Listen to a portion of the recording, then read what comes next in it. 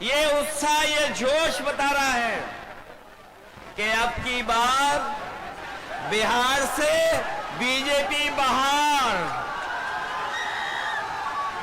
बताओ भाजपा बाहर होने जा रही है कि नहीं होने जा रही है? और ये जो चुनावी मुख्यमंत्री बनाए हुए हैं, जिनका चेहरा आगे रखा है, वैसे तो चुनावी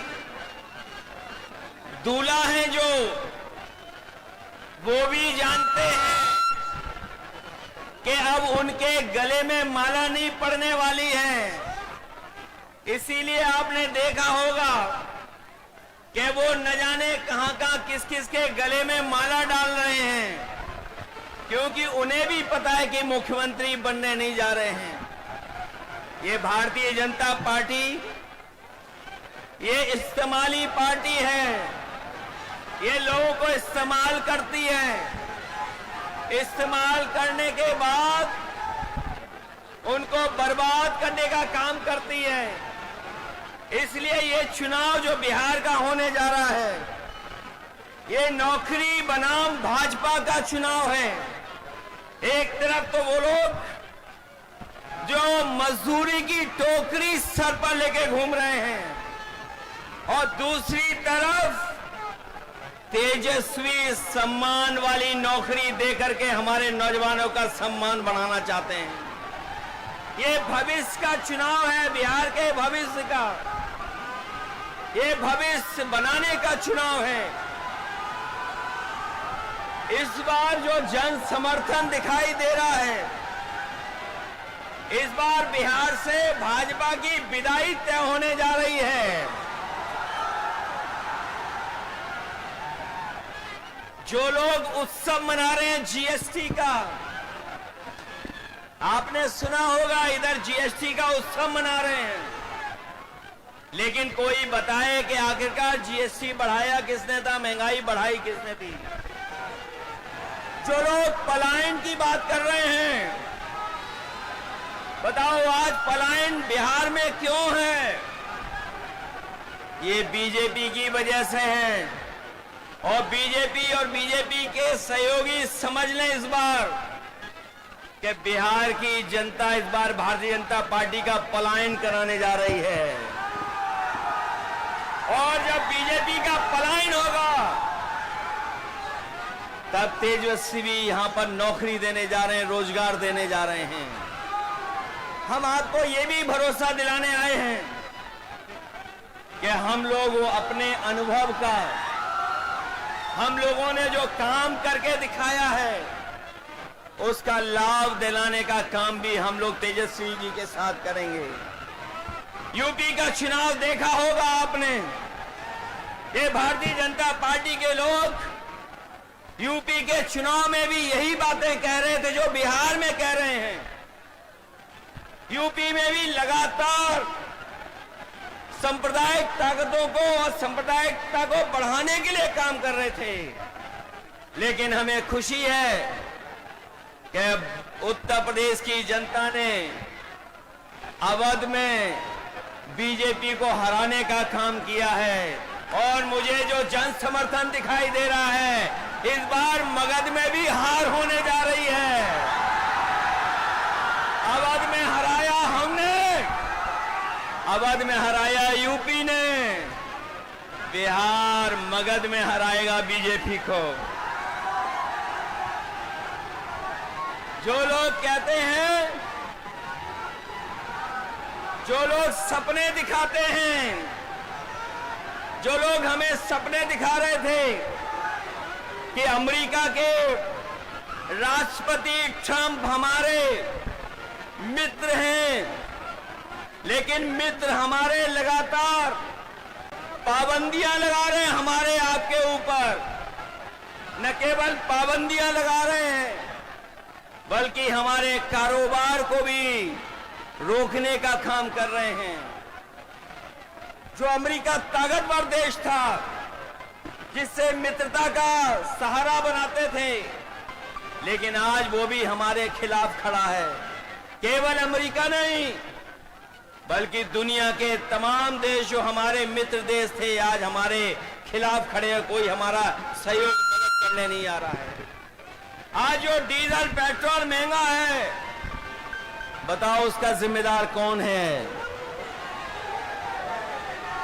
जो लोग कहते थे डॉलर नीचे जा रहा है, डॉलर लुढ़क रहा है, बताओ हमारे मिथिला के धरती के रहने वाले लोग, बताओ मिथिलांचल के हमारे बुजुर्ग नौजवान, यही बीजेपी के लोग कहते थे कि डॉलर नीचे आ रहा है, महंगाई ऊपर बढ़ रही है। बताओ आज डॉलर कहां पहुंच गया है? जमीन पर हमारे रुपया को पहुंचा दिया कि नहीं पहुंचा दिया? हमारे घर परिवार में गरीब के बीच में अगर किसी की शादी है तो बताओ सोना कोई खरीद पाएगा क्या आज? बताओ सोने की कीमत कहां पहुंच गई? अगर हमारी बहन की शादी हो, बेटी की शादी हो, परिवार में किसी सदस्य की शादी हो, तो बताओ क्या हम छोटी से छोटी चीज भी क्या शादी में दे पाएंगे उसको? कौन जिम्मेदार है इसके लिए? तो जब बीजेपी जिम्मेदार है तो आप लोग सावधान रहोगे कि नहीं रहोगे? बीजेपी की कई टीमें लड़ रही हैं, कोई ए टीम है, कोई बी टीम है, एक पी टीम भी है। बताओ सावधान रहोगे कि नहीं रहोगे? उनकी बी टीम से, सी टीम से और एक पी टीम भी है। बताओ बीजेपी और पीकेपी को सबक सिखाओगे कि नहीं सिखाओगे? इन लोगों से सावधान हो कि नहीं? आज महंगाई कहां है? नौकरी रोजगार कहां है?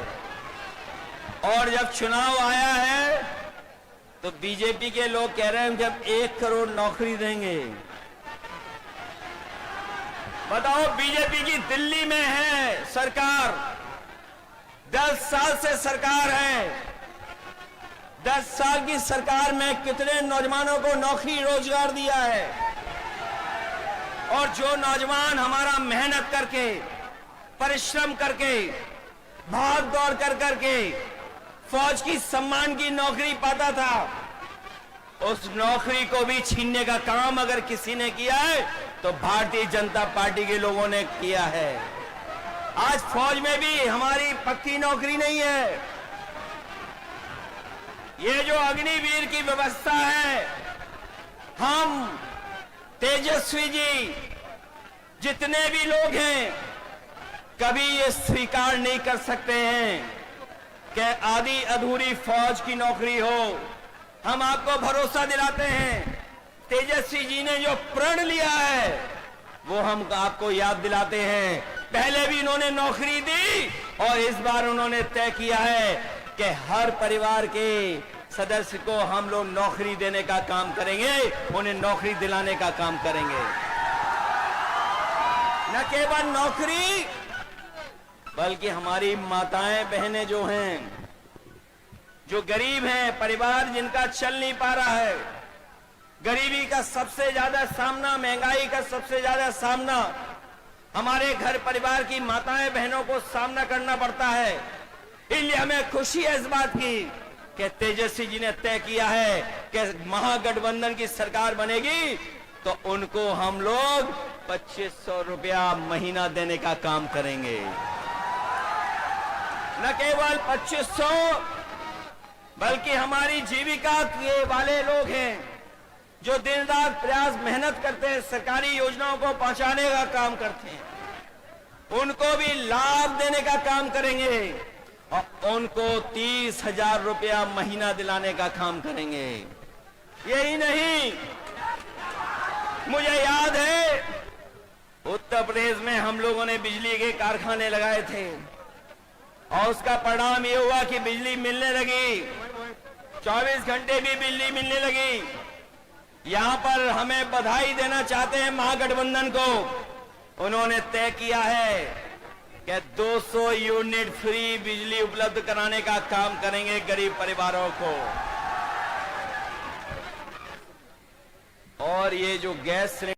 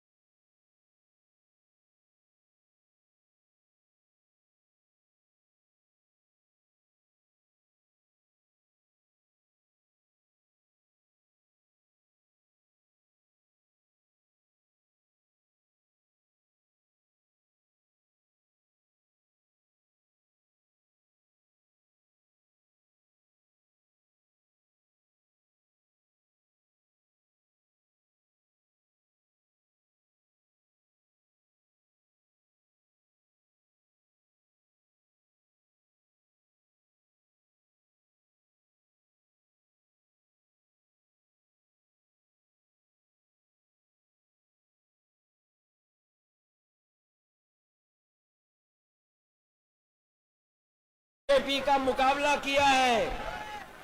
यहां पे भी आप सब लोग एकजुटता दिखाना, एक साथ होकर के मुकाबला करोगे,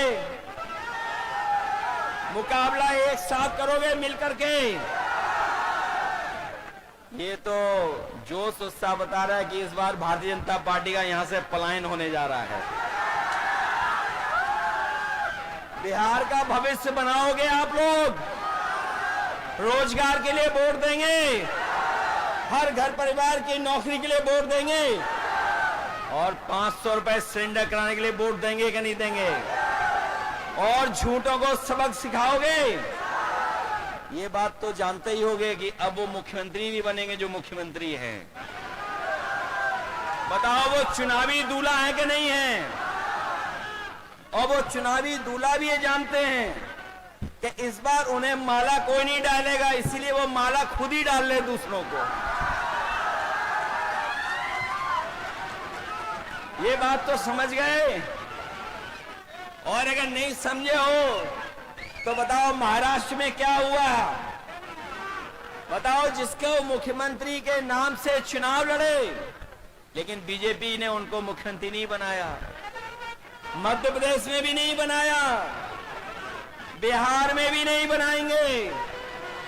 इसलिए महागठबंधन के लोगों, हम आपसे अपील करना चाहते हैं कि इस चुनाव को अपना चुनाव समझना, अपने भविष्य का चुनाव समझना, अपने नौजवानों की तरक्की और खुशहाली का चुनाव समझना, और इस देश को बनाने के लिए चुनाव समझना।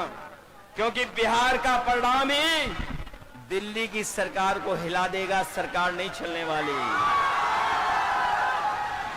बताओ, बिहार से हारने के बाद दिल्ली की सरकार कैसे चलेगी, बताओ। इसलिए बिहार के लोग न केवल यूपी का भविष्य बनाएंगे, बिहार का भविष्य बनाएंगे, बल्कि देश का भी भविष्य बनाने का काम करेंगे। इसलिए नया अध्याय लिखिए और अपनी सरकार बनवाइए, अपनी सरकार बनाइए। कभी सांप्रदायिकता ने मुकाबला नहीं किया, सांप्रदायिकता ने कभी यहां पर जीतने का काम नहीं किया है। हमेशा बिहार ने सांप्रदायिकता को हराया है। और आर्थिक न्याय के अध्याय को लिखिए, सामाजिक न्याय की लड़ाई जो आपने लड़ी है, आपको फिर मौका मिलने जा रहा है कि आप अपने सामाजिक न्याय के राज की स्थापना के लिए यहां पर सरकार बनाने का काम करें। और जो हमारी संस्कृति और जो हमारे भारत की पहचान रही है कि हम सब मिलके रहे हैं, चाहे कोई कितनी भी ताकत के लोगों ने कोई भी प्रयास किया हो, लेकिन हम हिंदू, मुस्लिम, सिख, ईसाई सब मिलकर के रह करके इस देश को मजबूत बनाने का काम किए हैं। हमें पूरा भरोसा है कि इस चुनाव में आप भोला यादव जी को जिताने का काम करेंगे। इसके साथ साथ हमारे दूसरे प्रत्याशी हैं जो संतोष कुशवाहा जी, जिनके कार्यक्रम में मैं नहीं पहुंच पाया मौसम की वजह से। पूर्णिया के हमारे महागठबंधन के प्रत्याशी हैं, उनको भी जिताना। वहीं अरुण कुशवाहा हैं जो महागठबंधन के प्रत्याशी हैं, उनकी भी मदद करना। और साथ ही साथ भोला यादव जी को ऐतिहासिक वोटों से जिताने का काम करना। जिताइए इन्हें अच्छे वोटों से, जिताइए इनको।